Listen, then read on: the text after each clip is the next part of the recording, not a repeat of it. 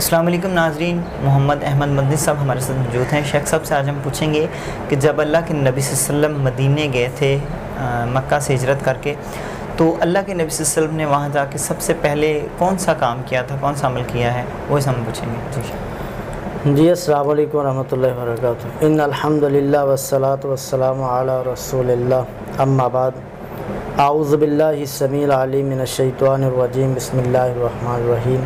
لقد کان لکم فی رسول اللہ اسوۃ حسنہ۔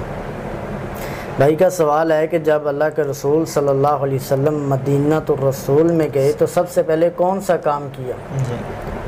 اللہ کے رسول صلی اللہ علیہ وسلم کا یہ عادت، یہ معمول، طریقہ کار یہ تھا، جب سفر شروع کرتے 2 رکعت نماز ادا کرتے، اپنے قائم مقام جگہ پہ پہنچتے تو 2 رکعت نماز ادا کرتے تھے، تو یہ ان کا معمول تھا۔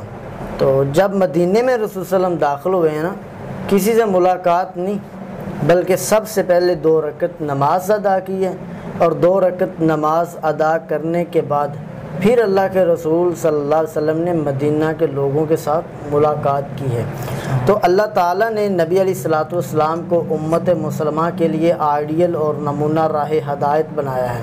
اللہ فرماتے ہیں لقد کان لکم فی رسول اللہ اسوۃ حسنہ۔ فرمایا اگر آپ نے کوئی آئیڈیل نمونہ پکڑنا ہے تو آپ نے محمد رسول اللہ صلی اللہ علیہ وسلم کو پکڑنا ہے۔ تو امت مسلمہ کے لیے، اسلام مسلمانوں کے لیے یہی پیغام ہے کہ آپ بھی سفر شروع کریں تو سنت رسول سمجھتے ہوئے 2 رکعت نماز ادا کریں، اپنی قائم مقام جگہ پہ پہنچیں، سنت رسول سمجھتے ہوئے 2 رکعت نماز ادا کریں، پھر جس کام کے لیے آپ گئے ہیں وہ کام کریں۔ ایک تو آپ کا سفر آسان ہو جائے گا، مشکلات دور ہو جائیں گی، ایک سنت رسول پہ عمل ہو جائے گا۔ اللہ عمل کی توفیق دے۔ بہت شکریہ جی ناظرین، اگلے پروگرام میں پھر حاضر ہوں گے۔ اللہ حافظ۔ الذين آمنوا